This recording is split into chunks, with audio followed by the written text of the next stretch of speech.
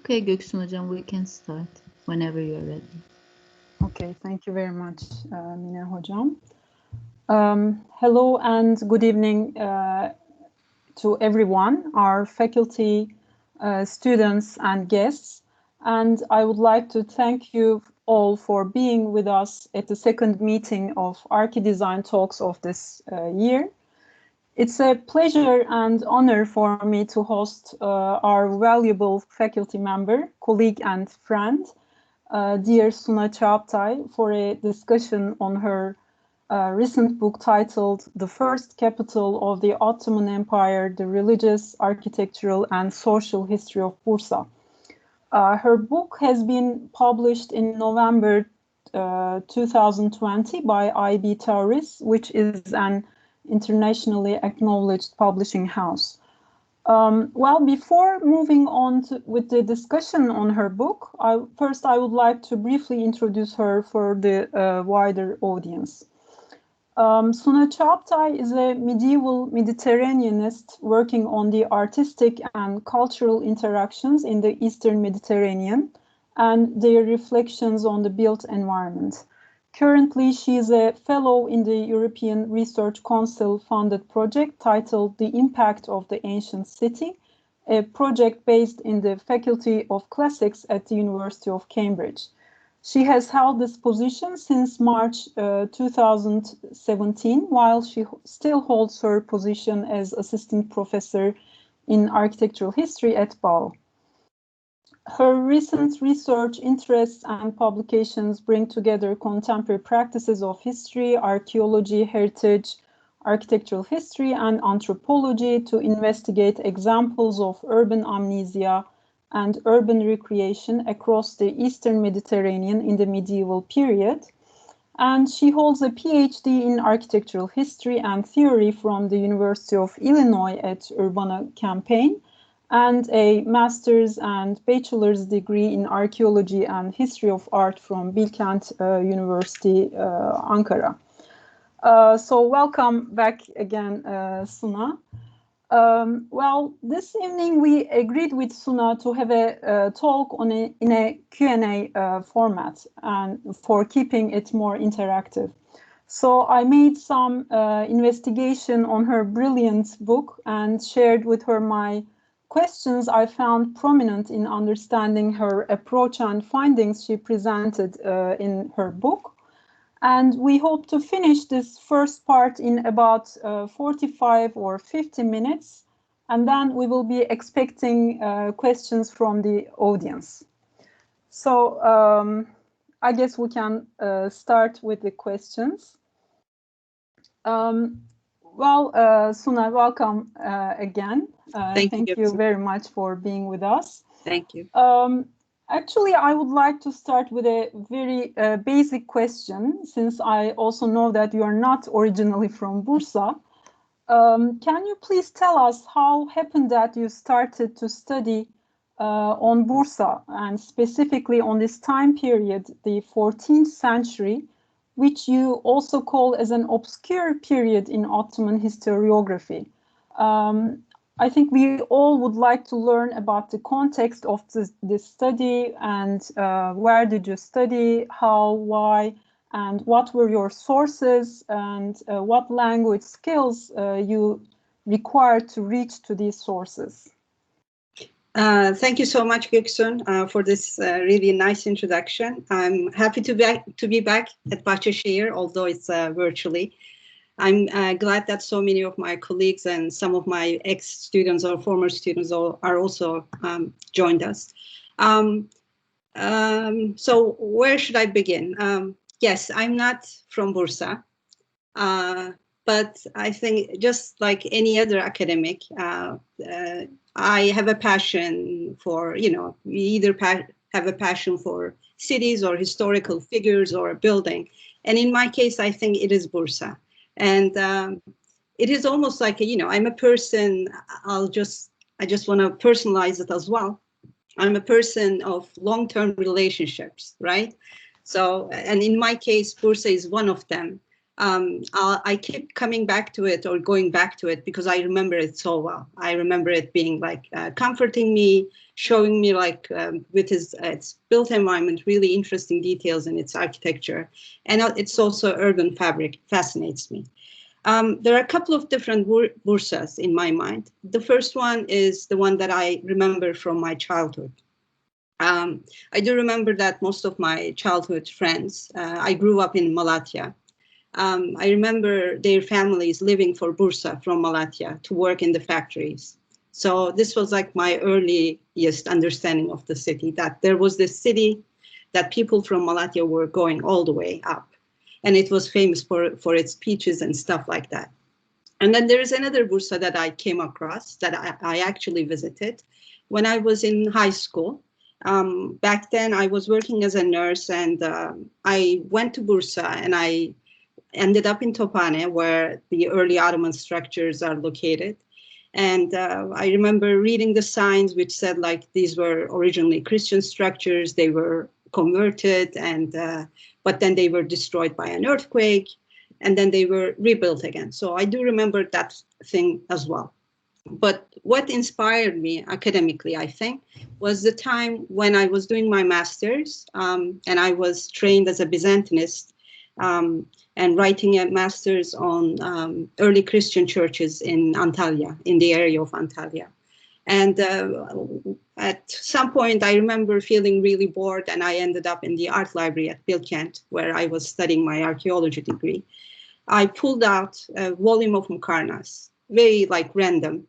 And it was volume 12, 1995. And there was an article by Robert Osterhout, and it said, "The ethnic identity and the cultural appropriation in early Ottoman architecture."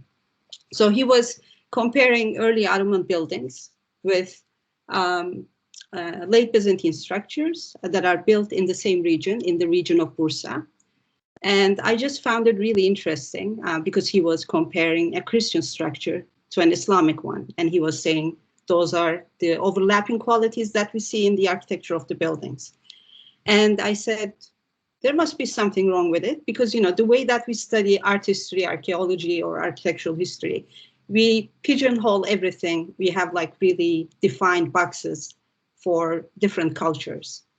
And in the case of Bursa, this article was saying that, you know, we have to imagine a frontier culture in the 14th century when the Ottomans came and conquered the city and turned the city into their capital city. We have to look at the architecture to see the overlapping characteristics.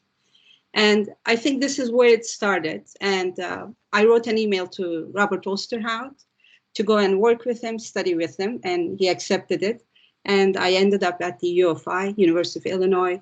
And in order to carry on with my doctoral work, I carried on some of my language proficiency stuff. I already started taking Latin and Greek at Bilkent, and Ottoman Turkish as well. So I carried on with that, and I took classes in Italian, German, and French proficiency classes. I think this is, in a way, what shaped me, like my transformation from studying the churches, early Byzantine churches in Lycia, into 14th century architecture of Bursa and Bithynia. And in a way, I think that 1995 article that appeared in Mukarnas by Bob Osterhout was very inspirational and influential for me. Yeah. Okay, thank you very much. And I think it's a good example for selecting your PhD topic, because I remember reading most of the PhD subjects are selected by personal experience, and you define a certain moment how you encountered with it, and then you constructed in a way your field of study. I think it's a very good example for maybe our master's students who are also listening to us, because it's one of their major problem, you know, what to study and how to do it. Mm-hmm. Thank you very much. And so I will continue with my next question. So you start the introduction saying this book is about how the Ottomans made the city of Prusa their own Bursa.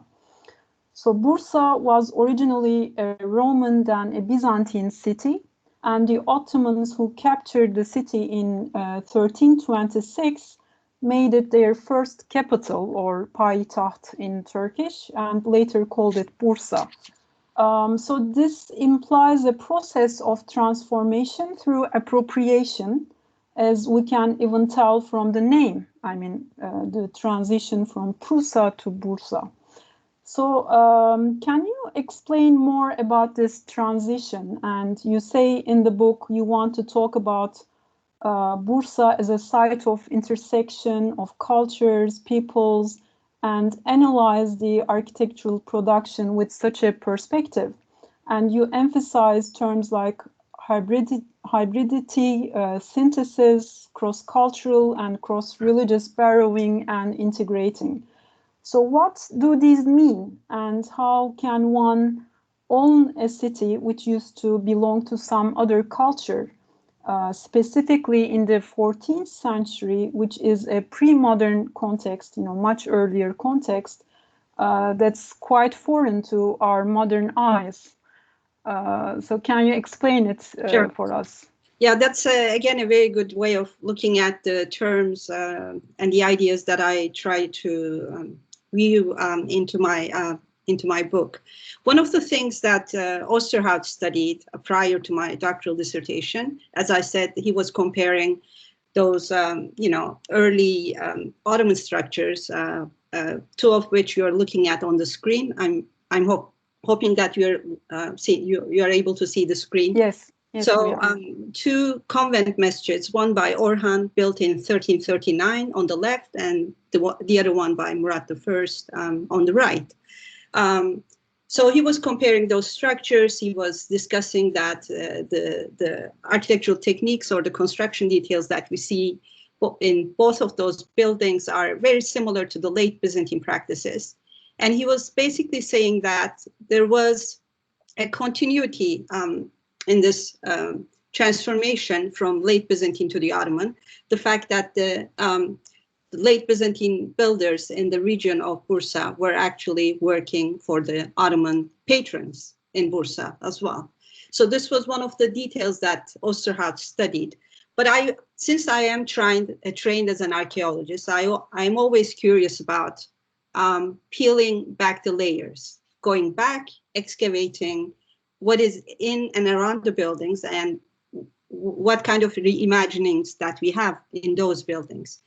So, and when it comes to the Ottomans, we always remember what they did, for example, in the city of Istanbul when they conquered in 1453. We all know that Fatih Mehmet II conquered the city and converted Hagia Sophia into a mosque, right?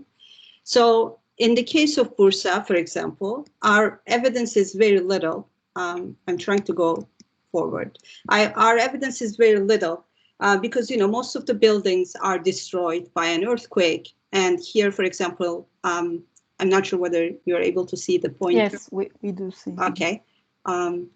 So though you see the tombs of Orhan and Osman, they were destroyed by an earthquake, but they were originally Byzantine buildings and they were rebuilt in the 19th century. So, and when we remember the Ottoman practice of conquering a city, we know that they converted the major church in that city into a mosque. And in the case of Bursa, we don't have any standing examples. So my aim was to go to the archives, and right now you're looking at two images looking into the tombs of Osman and Orhan. My aim was to go to the archives and to see what kind of a city was there before the earthquake, right? Before all that remodeling and rebuilding. And I ended up being lucky because there were city depictions that were the depictions of individual buildings, like this one, which you see on the screen. This one is by Löwenjang. And it shows a city. And when you look at it, you observe this building, which is Shehadet Mosque, the Friday Mosque that's built by Murat I in the Old City. But when you come to the middle of the painting or the watercolor, you see that there's some sort of a strange building. It doesn't look like an Ottoman building, but it looks like a very high-drummed Byzantine church. So, for example, up until the point of the earthquake in 1855, we are looking at a very hybrid city in its architectural outlook. And then when we go further, we find further evidence, further depictions of the buildings that is talking about a Byzantine monastic establishment with a baptistry in the forefront and a main church at the back that are used as tombs for the founders of the Ottoman state, for Orhan and Osman. And then again, when I decided to go deeper into my archival research, I realized that there was this depiction by von Erlach talking about the first Friday mosque that's built by Orhan. And when you go to Bursa today, none of those buildings exist or stand there. They're completely replaced by the 19th century remodelings. And when we look at those buildings, when we analyze the details, we see that, you know, when the Ottomans came, they converted those buildings into tombs or mosques for symbolic or practical reasons. But the buildings that were situated there and that survived there until the 1855 earthquake, they looked very Byzantine. So we can talk about this emergence of a frontier culture, even if we can say that the Ottomans converted and conquered the city and made the city their own. I think in its appearance, the city remained really Byzantine or non-Islamic, fabric-wise, or its skin remained very Byzantine. The terms that I used in my book, things like hybridity or cross-cultural interaction, things like that, they are all very, I think they are all very helpful tools for us to discuss overlapping architectural details or architectural interaction or cultural transformation or religious transformation. And often, as architectural historians, we look for purity in the architectural production that we study. We have a tendency to see the cultures like Ottoman or Byzantine as monolithic cultures. Even like for the classical Ottoman period, when we look at Süleymaniye, we think of it as like it's a, you know, a major building built by Süleyman, an important classical Ottoman period sultan. But we have to remember, in the case of Süleymaniye, the Sinan's, the chief architect's inventions, Süleyman's intentions, and also Ebu Suud, the Sheikhul Islam's interventions, right? So there is no such thing as pure or single-handed or just one homogeneous way of looking at architecture. There is always an interaction. And in the case of Bursa, this interaction is even more dense, I would say, because, you know, they come, not only they convert the Byzantine monastic buildings into tombs or mosques, but also they convert non-confessional areas like bathhouses in the western part of the city to late antique and also Byzantine bath complexes were converted or being reused by the Ottomans as well. So again, just to go back, you know, just to show you a couple of ideas. One of the things that I often hear about when I do a presentation on Bursa showing all those travelers' depictions of the now destroyed buildings, they often say, where do you, like, how do you see this evidence as an admissible one, right? What is the way of believing that those travelers were saying or conveying the truth? That's a very good question, because in most of the cases, we some of the travelers, they fabricate, some of them they repeat, but the travelers, I decided to have a very selective way of using them. I used people like John Covell. I think I have, he's one of my major figures here. Let me go back again. Okay, for example, I use John Covell or Thomas Smith. one of them was from Cambridge, the other one was from Oxford, and they studied early Christian and church history. So they were really intellectual and knowledgeable. And they visited all around Turkey, not only just Bursa, and they covered the evidence that's very admissible and conveying a lot of true or right, accurate information about the buildings. In the case of Ephesus or Miletus, stuff like that. But some of the travelers, like von Erla, who came up with the depictions of this Friday Mosque built by Orhan, he has never traveled outside Europe. He was an important figure for the Baroque architectural history. He wrote a book about it, and this depiction comes from his book. He includes 13 buildings in his book, 13 buildings that are coming from the east, and 5 of them are Ottoman buildings. And one of them happens to be the Friday Mosque of Orhan. So in a way, we can say that, he's using this genealogy within the Ottoman architecture, stretching a beginning point in the Ottoman architecture, using the Mosque of Orhan in the old city of Bursa, and going all the way up to Sultanahmet and Süleymaniye. And one of the things that makes me even more confident in the details that von Erla uses, for example, for the depictions of the Friday Mosque, is the fact that one of the 5 buildings that he uses in the Ottoman architecture is this one coming from Hungary, from the city of Pécs. And this is the depiction that comes from von Erla, and this is the mosque. That's a photo of the mosque that's taken recently. So you can see the details are very accurate, and he's depicting the details that we can compare and contrast.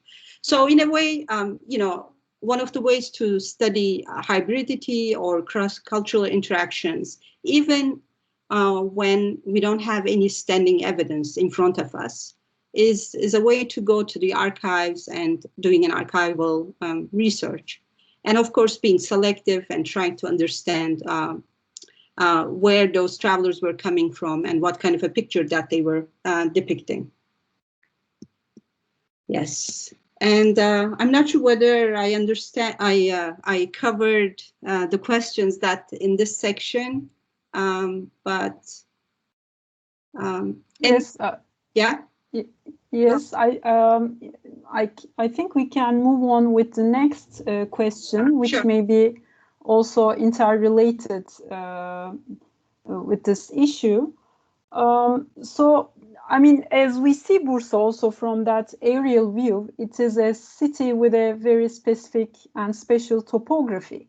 Mm-hmm. The geographic features of the city is also a very characteristic part of the city. So I move on with my third question, which relates with this second one.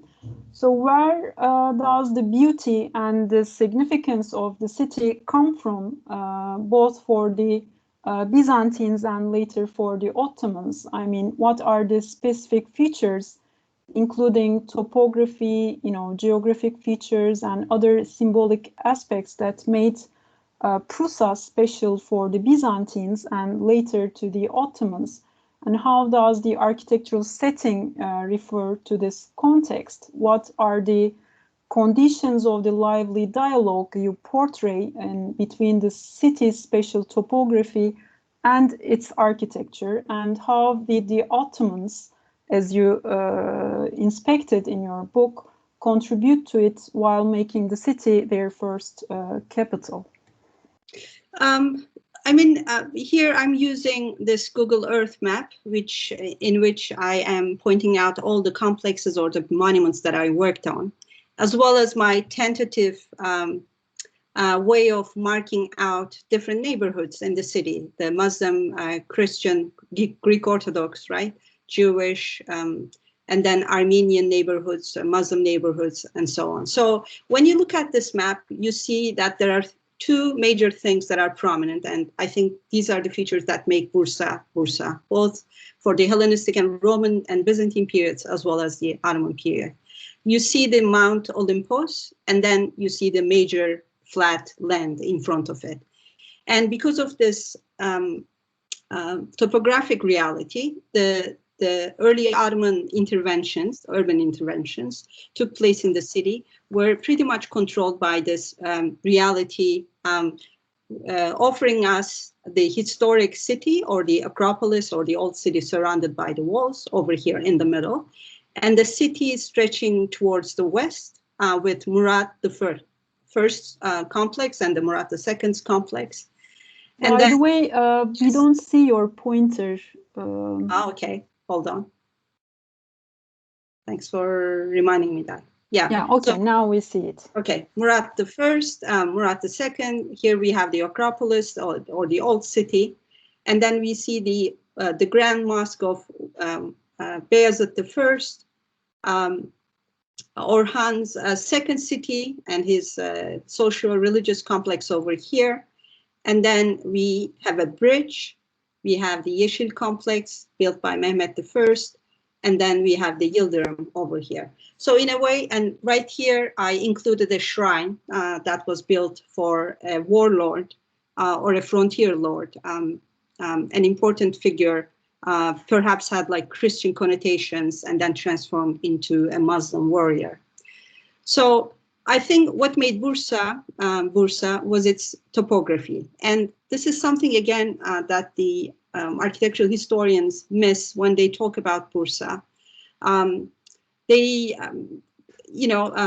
For example, when we look at the ancient cities like Priene and so on, we just look at the topography there and we say the ancient builders in the city were curious. They were, in a way, controlled by what the topography had to offer to them. And this is how the city was laid out, whether the grids were added or not. If the city is very hilly, you cannot integrate everything. So in that case, I think, because of this topographical reality with Mount Olympus and then the plain in front of it, the early Ottoman sultans, they followed this outline of surrounding the Acropolis on either side, in a way symbolically framing it.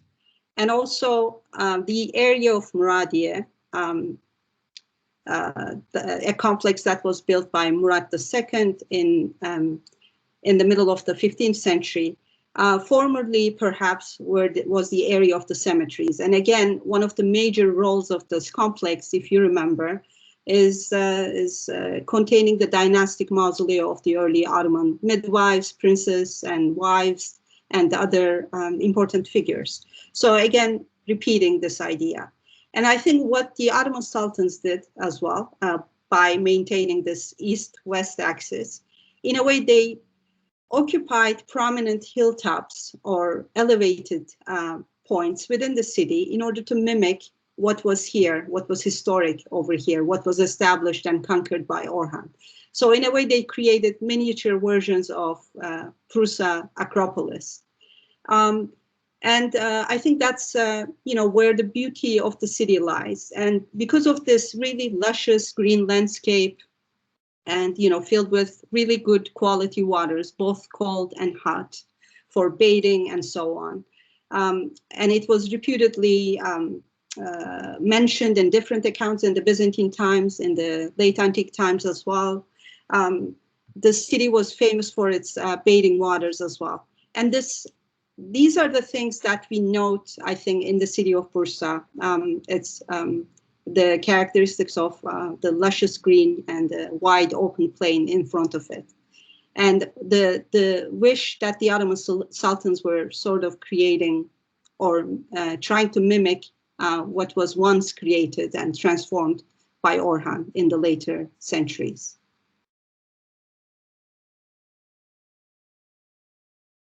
And I think I'm, in terms of this question, the idea that, in a way, one of the ways to look at this architectural production, of course, we are looking at the sultans and how they are claiming different points within the city and how they are creating neighborhoods. And there are, I think, multiple ways of looking at how people or different groups of people, different ethnic groups claimed the ownership in the city. And I think one of the ways is this one. Again, we are going to Muradiye, and this is an aerial view of the Dynastic Mausoleum complex built in the 15th century. And during the restorations in 2012, architects found those stencils of Greek flags on the facade of the convent masjid on the interior side, on the inside of the building. And when we remember the history of Bursa, it was under the Greek occupation from 1920 to 1922. So for 2 years, it was in the Greek hands. So in a way, the Greeks managed to retake the city after 1326, right? And it was the symbols of the Greek army controlling the city. Of course, you know, the restoration architects found this, and they afterwards, you know, they made a record of it and they whitewash it. When you go to the building, you don't see it anymore. But I think this was a way of for the Greek soldiers who came to Bursa, or the local Greek inhabitants in the city, siding with the Greek soldiers to claim the ownership of the city, despite the fact that, or the building or the neighborhood, despite the fact that, you know, this is an Ottoman city.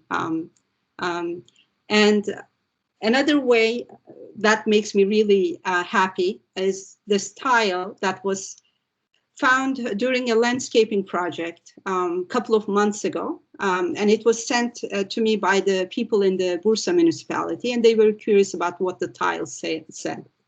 And with the help of a couple of my friends who are literate in ancient Greek or Byzantine Greek, among them Siren Çelik, and I think she's here with us, I was able to read that it is talking about 1818, right?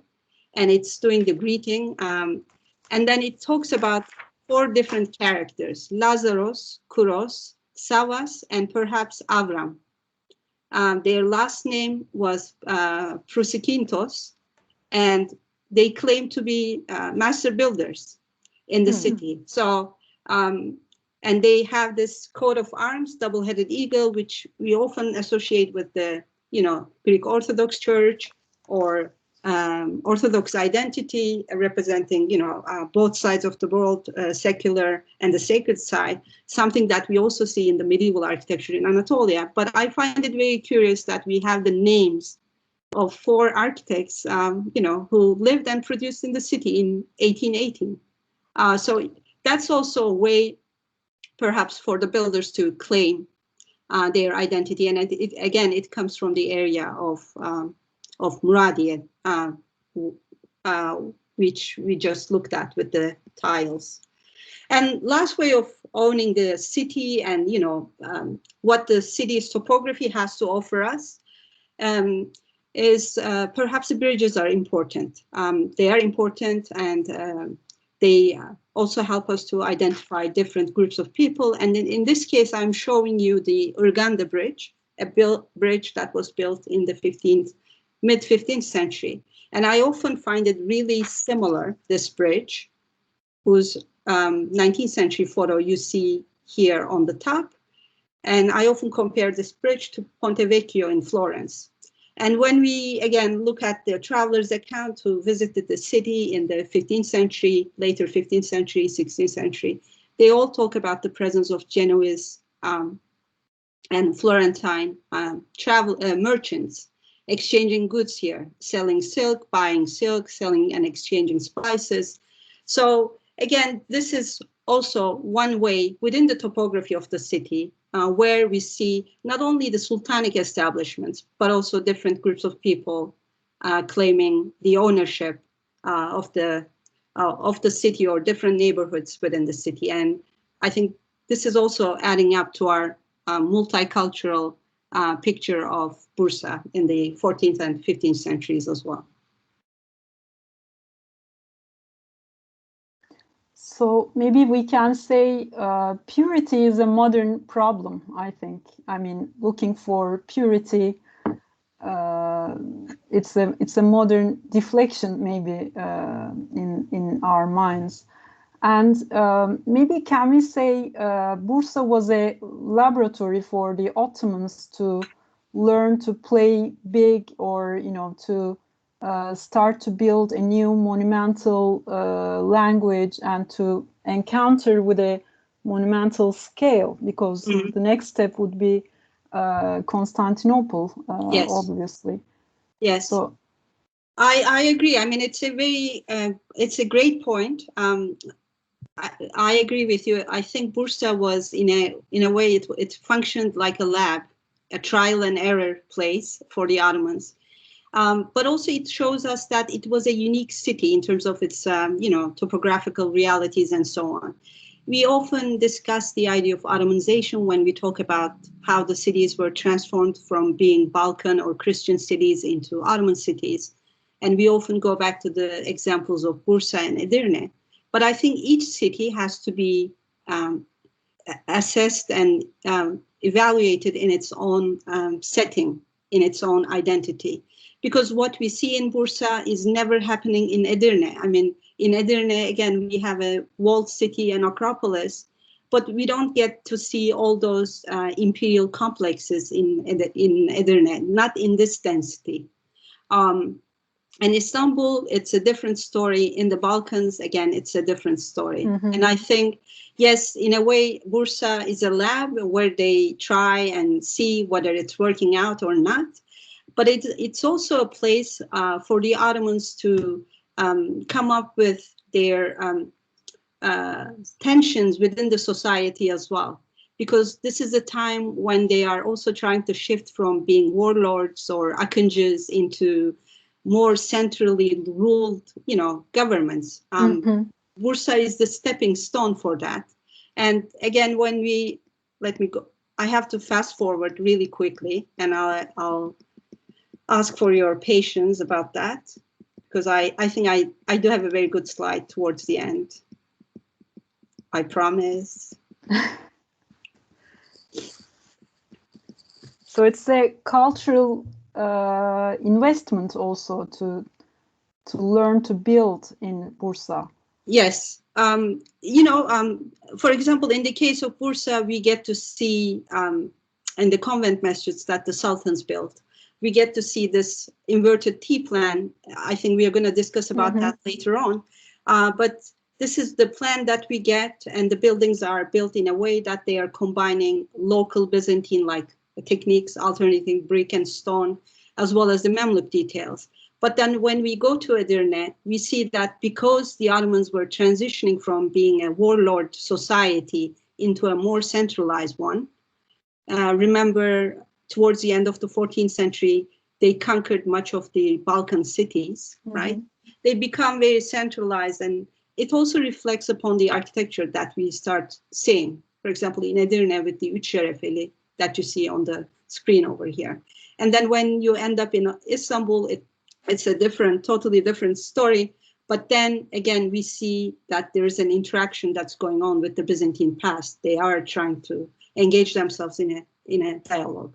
So Bursa, I think, in a way, it just offers the stepping stone. It just also shows us the different tensions between different groups of people, between the sultans and the warlords and so on.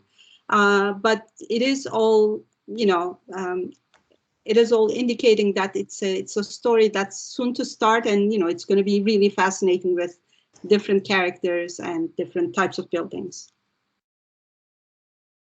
Yeah.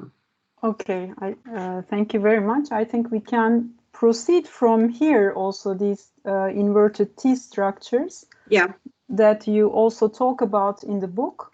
And I think they cannot be simply called as mosques because they had a multifunctional scheme, also different than the later central spaced Ottoman mosques that we are very familiar. And these buildings are not also very well known in the existing literature on the history of early Ottoman architecture. So can you explain more about these buildings and what is special or unusual about them? Well, it is the major building type or plan that we see in the early Ottoman architecture, especially in the buildings in Bursa and Bilecik. and so on, and also in the Balkans as well. And it is one of the topics that the art historians, architectural historians studied extensively. But it seems like there are two different camps. There is the first camp that claims that they were built to function as a mosque, as well as holding other functions like food distribution or lodging. But their main aim was to function as a masjid.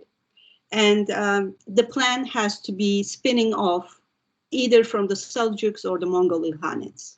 This is the first group. I mean, I'm very like trying to generalize it, but this is the summary. And then there is the other group represented by scholars like Doğan Kuban, Gürür Necipoğlu, and as well as other much younger scholars. I'm not saying they are too old, but you know, the generation of scholars. They are discussing that we should see those buildings as convent masjids, again, but not emphasizing their religious role, functioning as a masjid, right? They functioned as a masjid as well as holding other buildings, functions. And later on, people like Oya Pancaroğlu, she, for example, discussed the devotion side or hospitality side of those buildings and how those buildings were, those inverted T's were similar to the mejlis or mahfil halls that we see in the Seljuk and earlier Islamic architecture. And when you look at the plans that you see on the top of the PowerPoint, it shows you the convent masjids that are built by Orhan, Murat I, Beyazıt I, Mehmet I, and Murat II, right? And what I tried to do in terms of how to look at those buildings, I did not refute the Seljuk or Mongol Ilkhanate transformation or impact coming into Bursa. But I decided to look at those buildings from a wider perspective. How there is this type that we know as the reception halls or audience halls in the Islamic courts, as you know, ranging from the areas of Sicily going all the way to Egypt, from Western Mediterranean to the Eastern Mediterranean, also including Middle Byzantine reception halls and so on, like the one you see over here. This is a Cappadocian example coming from the Byzantine Seljuk frontier. By the way, we don't see your pointer again. Okay, my pointer. Okay. Okay, now. So this is the Cappadocian one, for example. It shows your reception hall.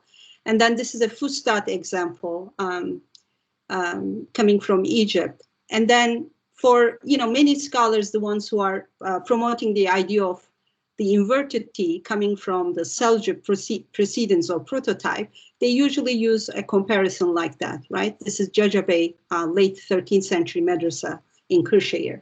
And I think, you know, we should try to avoid the typological obsession when it comes to those buildings.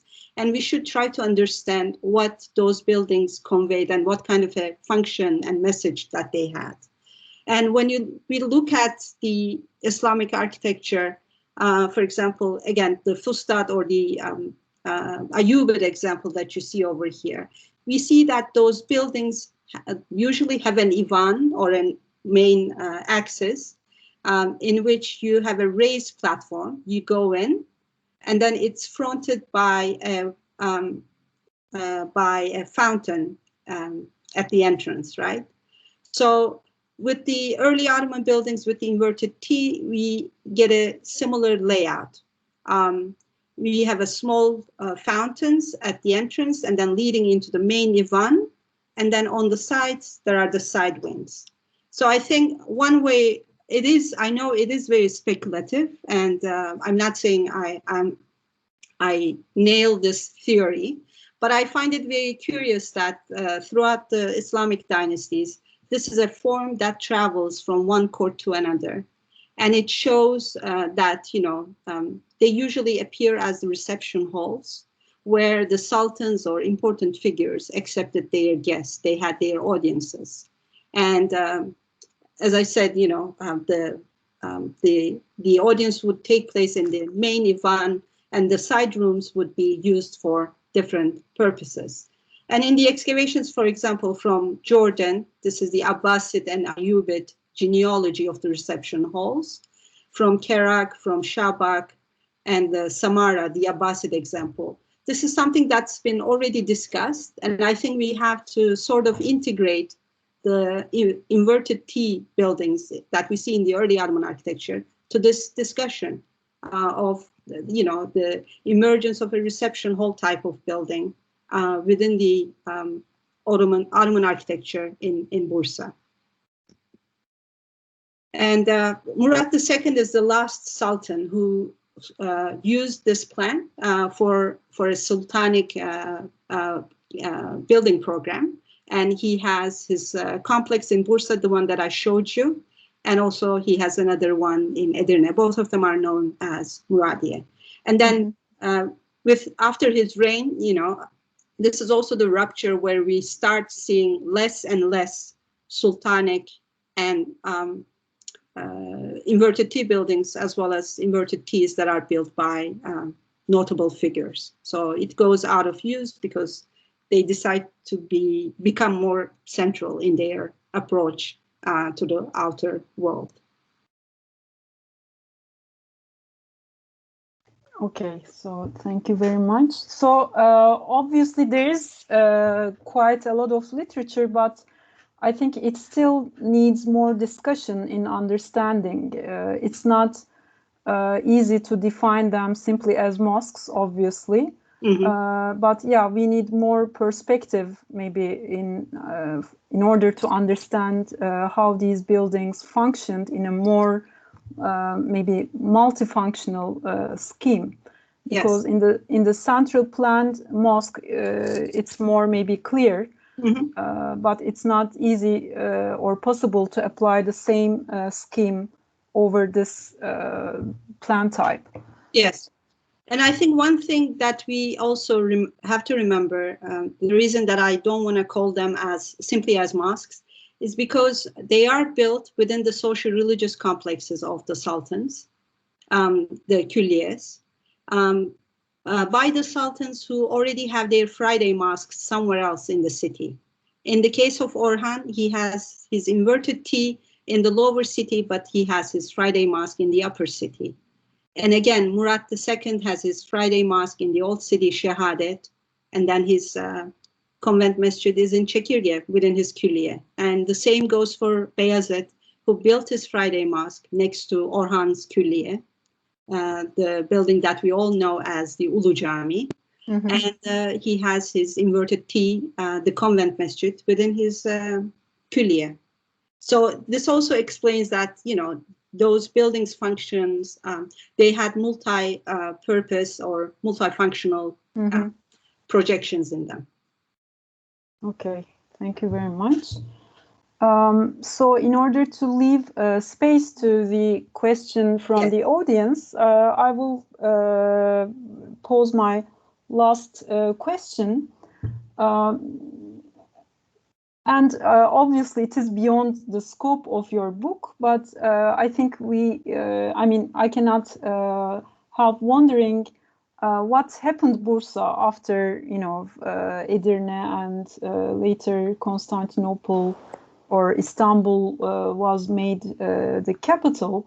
And also, since you are also scholarly interested on Istanbul's history, are there any parallels between Constantinople becoming Istanbul and Bursa's story of Ottomanization?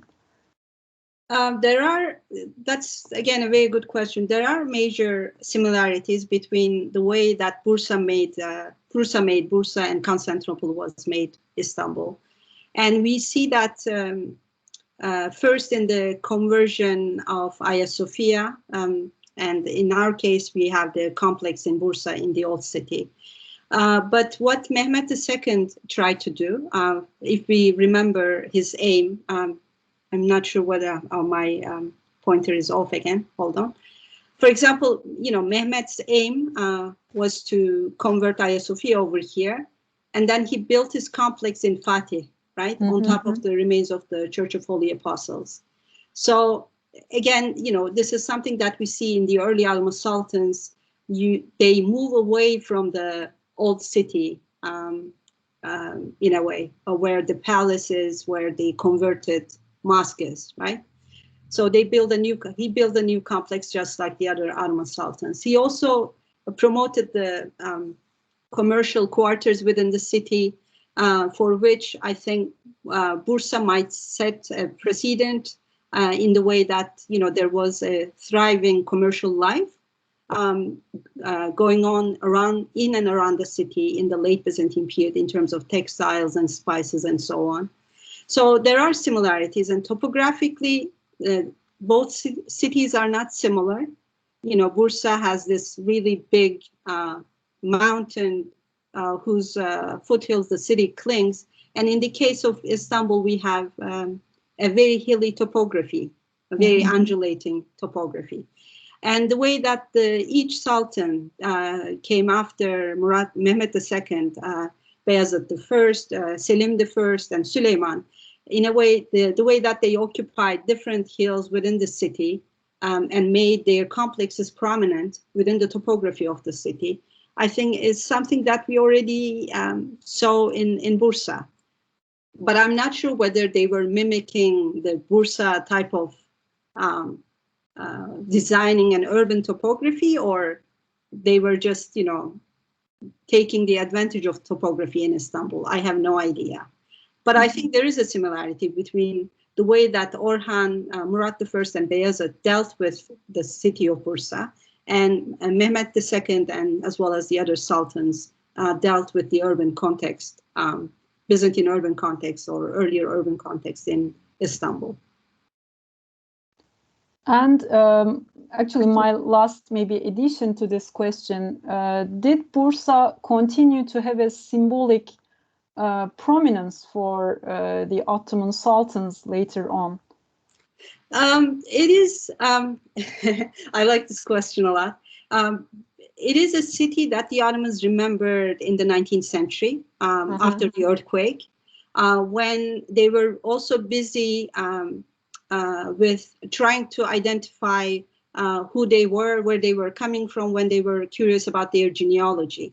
They went back to Bursa, they went back to Bilecik to revive the early Ottoman monuments, rebuilt them, revived them. We had an exhibit done by Ahmet Ersoy and Deniz Türker in that regard. So it would be really telling for us to make that connection. And from the time of its conquest in 1326 up until 1420, I would say Bursa was a major city for the Ottomans. They remembered it always. And in a way, after 1420s, it sort of lost its importance for a while, and it became like a major commercial city, doing, exchanging goods, selling, and so on. But in a way, as we note in the Vakfiyes of the Bayezid I, as well as Mehmet I, we see that, this is the city that's known as the house of the Sultanate, right? The center of the Sultanate. This is an expression that they use in the Vakfiye charters. So in a way, that idea was promoted. But also around 1420s, the palace itself became an area where the sultans decided to dump their unwanted wives. We have the case of Murat II, for example.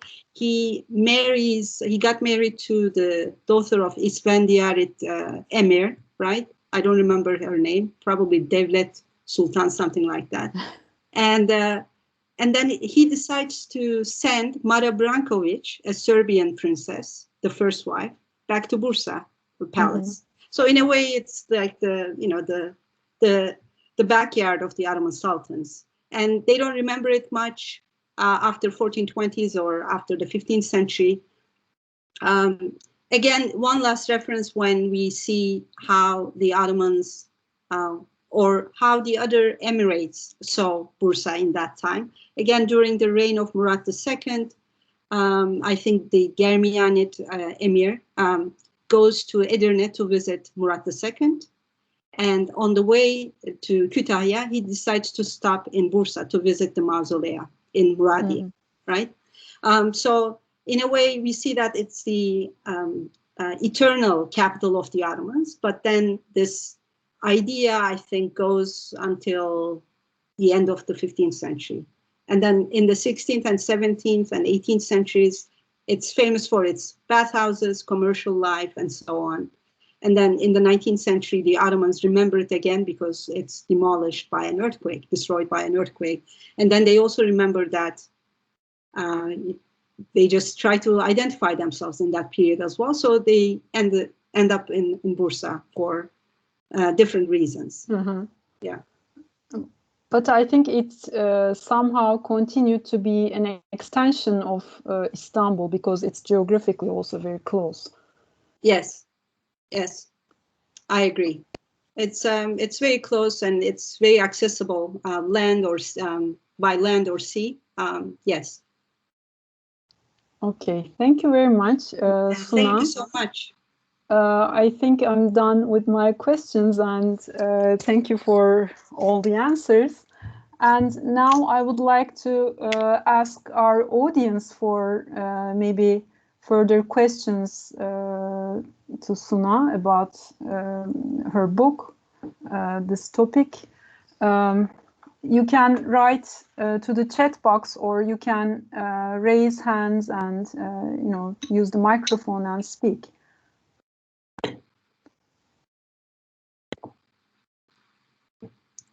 And maybe for warming up, I would like to add another, while waiting, another question. So you said this earthquake in 1855 was very crucial because it erased the older Ottoman city. So did you search the archive? Is there any chance to find any documents, any maybe drawings that were made during these restorations about what was found, in that period in 1860s? There is a major map that's done by Supi Bey, just to identify what was where, like which building was located where. He just identifies, including the buildings that once stood there but that was destroyed. He identifies the madrasa, for example, the bathhouse in the old city that are converted by Orhan. So there is that attempt, and also with. But that's only the plan. That's the plan, and then with the intervention of the city's governor Ahmet Vefik, we have a French architect, Léon Parvier, coming from Paris, and he sort of visits the tombs in the old city, tombs of Orhan and Osman, and also the Yeşil complex. He does measured drawings of the Yeşil, and he carries out several remodelings and reconstructions, and also for the tombs as well. This is when the tombs were built. And one of the things that, so we don't have anything major reporting or recording what has been destroyed. We know about the destruction of the tombs and they were rebuilt. We know about the reconstruction or restoration at Yeşil. But one thing that I find very amusing, that Walter Denny, when he talks about the early Ottoman architecture, he says, it reflects the 19th century restoration as much as reflects the patronage during the reign of Orhan, Murat, and Beyazıt. So in a way, what we are looking at when we're looking at convent masjids within the Külliyes, we are actually looking at the reimaginings of that period, because including Murat I and Beyazıt I Külliyes, many of the buildings were destroyed. It's, it was a major destructive thing. The travelers who were in the city right after the earthquake, they talk about the tombs, for example. They say, I went in and bones were sticking out of the ground. The dogs were walking around the bones, stuff like that. Or they talk about the extent of the damage within the city, that, there is no single stone standing after the earthquake. Probably the damage was big, very big. and they just did their best in order to rebuild whatever is damaged, but they used the 19th century way of rebuilding. They weren't curious about what was originally there, and they didn't want to revive or follow any of the original details. Yeah, and maybe that kind of thinking didn't belong to that context. Yes. Yeah, it was a revival period, and Tanzimat was not, very much interested in any of that. Yeah, so. Okay, thank you very much. Yeah, now I'm again looking at the chat box for any further questions. Okay, we can wait for a while.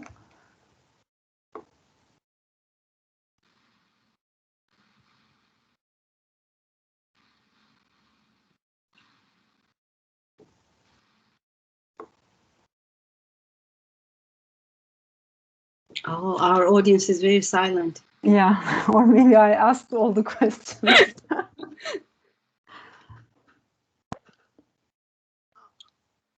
Okay. Maybe everything was so clear. Yeah. Well, I hope it was. But the questions were great, so thank you so much, Göksun Hocam. Thank you, Suna Hocam. Actually, of course, the book is not limited with these. It's a a very deep research, and I ordered a copy to our library. So if our students or colleagues are interested, it will be available soon. I think it didn't arrive yet. That's nice to hear. Thank you. Yes. Yeah, it will. This is just a start, to the content. Yeah, I'm still, as I said, I'm in a long-term relationship with Bursa, so yeah, it's going to go on for a while.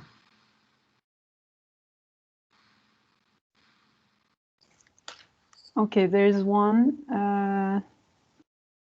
question from Ahmet Sezgin. Hello, Ahmet. He asks, after the earthquake, the plans of the tombs were kept, I suppose. Yes, at the Bursa City Library, there are copies of those plans. I have never seen the originals. I have no idea where the originals are, but there are copies of the big plans. And also the plans that are done by Parviye, they were published as part of a book that's written in French and also in Ottoman Turkish. And I think we do have a translation in Turkish as well. Mm-hmm.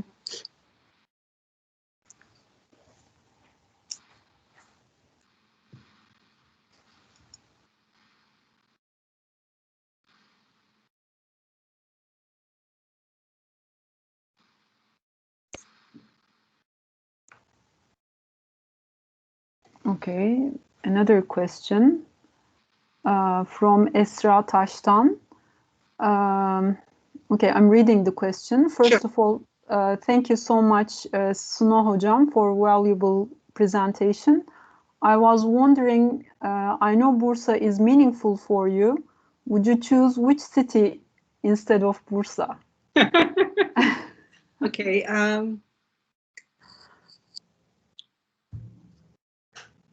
I don't know. I think my next favorite is Iznik. And my all-time favorite is Ephesus, the medieval section, Ayasuluk. Those are the cities that I like a lot. And but when I started my work on the cultural interactions in the medieval period, I think because I read this work by Oosterhout, I felt like I needed to do some work, more work, or further work on Bursa. But if I were to go back to my PhD years, I might want to do perhaps work on Ephesus in the medieval period, looking at the Christian and Islamic interactions again. Okay, thank you for that. Yes, Esra says because I live in Sultanahmet and I really understand the meaning. Thank you for the answer. Esra is one of our first year students. Okay, yeah, I mean, I know where she is coming from. When you live in a historic city, yes, I lived in Bursa for like shorter periods of time, like in the summers, for a couple of months. I have never lived in Bursa for a year or so. But every time I go to the city, I find it very inspiring and very mystical. There is this, you know, aura that you feel. And this is something that you also feel when you go to Sultanahmet. Despite all that later jumble, you can sometimes feel like you are transporting yourself to that period that you are curious about. It just takes you either to the Byzantine or the classical Ottoman period. So I understand where she's coming from. Thank you. Nilay. Yes. Yes. Yes, she has another question. Do you have plans for further research in Bursa? That's a very good question. Again, I was recently asked by the Bursa Metropolitan Municipality to work as a member of their scientific board for the historic research that they wanted to conduct in the city. So as part of that, in relation to the archaeological work that I did in the old city with the GPR and stuff like that, I might go back and do some excavations in the upcoming years, just to look for the evidence, further evidence for the GPRs that I did. But overall, I think one thing that fascinates me is the waterworks in Bursa. I think this is one of the things that continued from Byzantine, from like Roman and Byzantine into the early Ottoman period. There are some fountains or areas or salsebils in like different parts of the city. People often label them as Ottoman or classical, things like that. But I have a feeling that judging from the pictures and my site visits, they might be Byzantine ayazmas, Holy Spring sources, and stuff like that. So one way would be the archaeological work with the municipality, and then the next way would be working on the waterworks infrastructure in the city. Yeah, I think it's a very important layer of urban life, you know, geography, everything. I mean, for Istanbul also, I think. Yeah. Yeah, it's a very important topic. So there's another comment from Gizem Kocaman. I really believe that whether you are a believer or not, you can feel that atmosphere and mysticism. Thank you very much, Suna Hocam. Great presentation as always. Thank you. Thank you so much. My pleasure. I received a flower from Mel. So yes. I'm delighted. Thank you, Mel. I have a question. Sure. Because we have young students, I'm thinking if one of our students wants to follow this road in becoming an architectural historian or a researcher on this subject, would you have any suggestions? It depends on the period. In Turkey, we have a tendency to focus on Ottoman period. I think most of the architectural historians are working on the later periods of the Ottoman architecture. I think there is a need for people who are trained as architects to go onto the field and work on the classical and medieval period in Anatolia. There are so many monuments, and one of the ways, like today, I thought about it, and before I began, my aim was to thank all the deans that I had met since I started at Bahçeşehir in 2009, including our late Ahmet Yüce and then Sema Soygeniş Hoca and now Murat Hoca. You know, I was able to work with them, you know, hear from them, understand how, and also with my colleagues as well, how your minds work, right, as architects. I'm not trained as an architect. I'm an architectural historian. And I think one of the benefits that I got from Bahçeşehir, working with you guys, is to go beyond the buildings and focusing on a bigger framework, on like landscapes, trying to understand the interaction between different buildings, different types of buildings, how they interact with themselves, within each other, as well as within their surroundings. So I think we need more people working on pre-Ottoman period, and we need more people working on holistic stuff instead of looking at one building or one period. Looking at, coming up with a wider question, bigger framework, and asking bigger questions about the periods, different issues, and things like that. That's what we need. Yeah, and also, it has to require some language stuff as well, and not just English, but other languages. In order to go and work in the archives, you have to have some sort of a knowledge of different languages. For example, one of those travelers that I worked on, Löwenhjelm, is Swedish. And I went to Sweden to look at his notebooks and to his sketches. And I was very fascinated when I found out that when he was in Turkey, he mainly wrote in French. He didn't write in Swedish. So I was like very lucky and happy. Although my French is not that great, but I don't have any Swedish, so that was I was lucky, I think. So those languages, and also just thinking beyond the Ottomans, beyond the Turks, beyond Islam, stuff like that. I think that's what we need to have more students or more academics working on. Hello, Suna. Merhaba. Round of two. Hello. Very nice to see you. So good to see you, my roommate. I have a question, and before the question, I have to tell you how stimulating, how fantastic your lecture was. Thanks a lot. Thank you so much, Hocam. Somewhere at the beginning, I caught a sentence. You said, I'm interested in studying Bithynia. Mm-hmm. Bithynia. So Bursa is maybe the lower end of Bithynia, or how much is it included in Bithynia? Bursa represents much of the region of Bithynia. Our geographical understanding of the term Bithynia is the region that consists of Bursa and Bilecik. Those two cities, yes, those two cities are the core of the Bithynia region. At the core, I see. I was going to ask you, how far does it stretch northwards? Does it reach the Black Sea? It ends where Amasra begins, for example. I see. Now we are there. Yes. I know you are from Zonguldak, so yeah, you have come to the point. Yes. And have you heard that these days there are some Roman excavations around? I don't know where exactly, but maybe on Philios or further down to Amasra.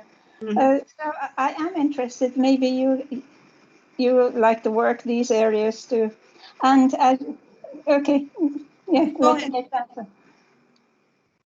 Are you interested in studying those areas? Not really, because right now, I mean, most of the sites are being excavated by different people, and the area that you're talking about is too early for my taste. They are classical and late Roman and early Byzantine. I like the period that starts with the 13th century or 12th century.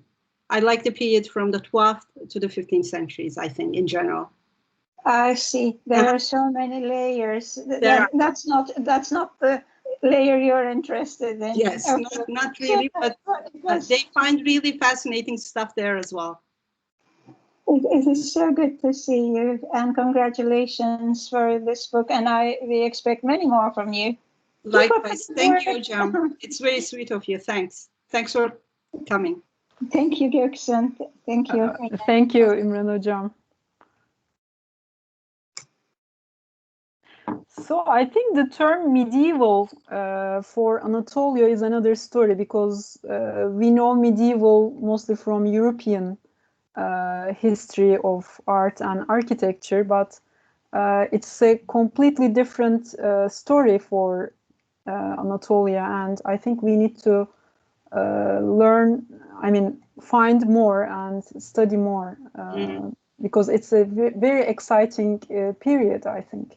It is very exciting, and it's when we are studying the medieval architecture in Anatolia, we have to always remember how fragmented the geography is. Like, there were so many different actors occupying different parts of Anatolia and interacting via intermarriages, commerce, diplomacy, stuff like that.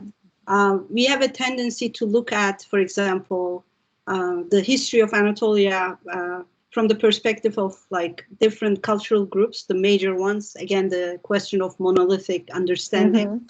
We say the Byzantines, and then the Seljuks, and then the Ottomans come in between the Seljuks and Ottomans. We have the Beyliks, but remember, the Ottomans were one of the Beyliks as well. But I think we very homogenize it, and we look at those different cultural groups from the perspective of homogeneous cultural groups. They were by no means homogeneous or uniform. They were very complex and, multicultural, multi-ethnic, Maybe beyond our conception. I mean, that hybridity. Yeah. I mean, in Bursa, when you read the traveler's account, there is a guy from Germany, Schildberger. He visited the city in 1397. He talks about the Jews in the city. You read it and you're like, it's before the expulsion of the Jews from the Iberian Peninsula. There were Jews in Bursa. There were Jews in Bursa. So in a way, it just says, there might be other patches of Jewish presence in Anatolia in that time. And we know it from the archaeological perspective, from the sites of Sardis and other places in Western Anatolia, that they were patches of Jews living under the late Roman period, right? But we don't have their presence, or we don't have any indication for their presence in the later periods before the expulsion of the Jews from Iberian Peninsula. So there are so many actors, so many different figures. There is a friend of mine working on the bozahanes in Bursa, for example. And she talks about 7 or 6 different bozahanes founded in the 15th and the 16th century. She talks about different neighborhoods. Armenians had their own bozahane in their neighborhood. The Greeks had another one. The Muslims frequented yet another one in another part of the city. So, all sorts of different evidence comes in, and you have to be just alert and see who those people are, what they do. Just like those builders whose names we saw on the tile. You even see the last name there. Like, that's very valuable, very fascinating.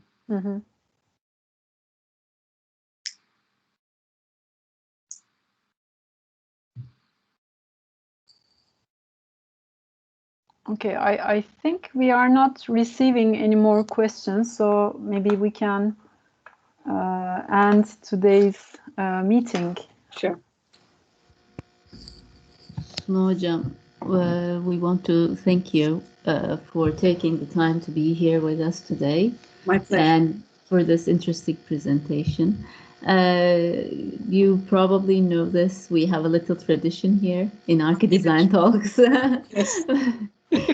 We donate to Tema in our guest's name. So you now have 3 young trees in a memorial forest in Elazığ. Oh, that's very close to my hometown, so nice. Very appropriate. Thank you. So thank you so much for all your time and your effort.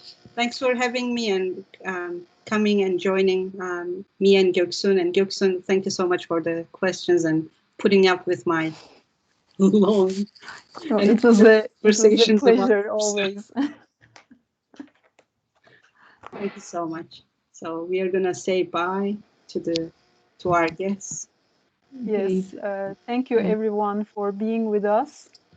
And I think this is the only good side about Corona. I mean, the physical distance is no more a barrier for us. We can be together, you know, in this environment. So thank you very much. Yeah, yeah. Thank you. Thank you very much. Have a nice day. Take care.